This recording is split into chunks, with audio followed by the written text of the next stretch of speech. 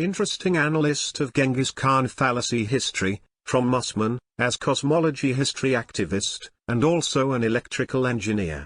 Why a villager like Genghis Khan from remote dryland Mongolian, but, he can conquer world, just only using poor language of Mongolian. Could you tell, about real Genghis Khan, history especially, about his background, as global, military mercenaries, at that time of, 1,000 years ago? Thank you, Brian. We need to look back timeline of Genghis Khan. Who is Genghis Khan actually, at the 12th century global timeline? At that timeline it was happened decline of Constantinople city. So what is relation it is? It is history of global mercenaries soldiers at every global big city like Constantinople. Constantinople city needs skilled fighters, skilled troops, gladiators.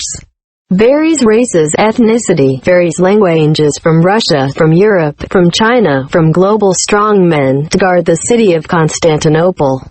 But when Constantinople declined, what will happen of jobs of thousands mercenaries? Now, I understand why Genghis Khan has powerful global soldiers, with high-speed horses, high skill of their warriors, to conquer world, Asia, Europe, China, India, till Japan.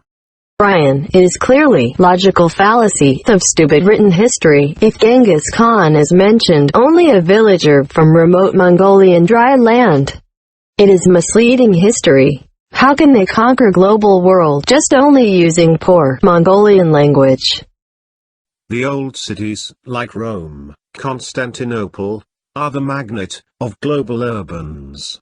At that time, slaves, gladiators, mercenaries, soldiers, are significant, but the key of commanders are still in a circle of the empires. I agree with you. It is misleading history. How can a nation to conquer global world, just only using poor Mongolian language? So, what was the history of Byzantine military system at 12th century? The Byzantine army 12th century was the primary military body of the Byzantine armed forces. It was among the most effective armies of Western Eurasia of the Middle Ages. Later reforms became sources of mercenary units such as Huns, Cumans, Alans following the Battle of Manzikert Turks, meeting the empire's demand for light cavalry mercenaries. The Byzantine military focused on the strategy and skill of generals utilizing militia troops. Heavy infantry were recruited from Frankish and later Varangian mercenaries. Like Gladiator Fighters movie, you watch it, it is many races, many ethnicity, many languages of strongest men, probably that was inspired, Genghis Khan, to conquer the world. Now, in millennium 20th century, you still can look like Genghis Khan mindset. Thinking how to conquer the world. While our Earth clearly, it is just only one. Remained in the universe timeline.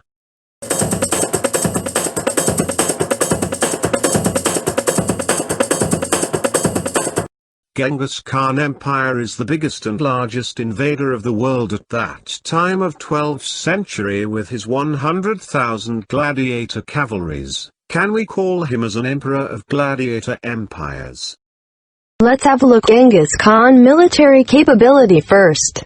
The Genghis Khan military was successful. Their high-speed 100,000 cavalries and also in siege warfare. They're cutting off resources for cities and towns by diverting certain rivers, taking enemy prisoners and driving them in front of the army. They're adopting new ideas, techniques, and tools from the people they conquered, particularly in employing Muslim and Chinese siege engines and engineers to aid the Mongol cavalry in capturing cities. Another standard tactic of the Mongol military was the commonly practiced feigned retreat to break enemy formations and to lure small enemy groups away from the larger group. Defended position for ambush and counterattack.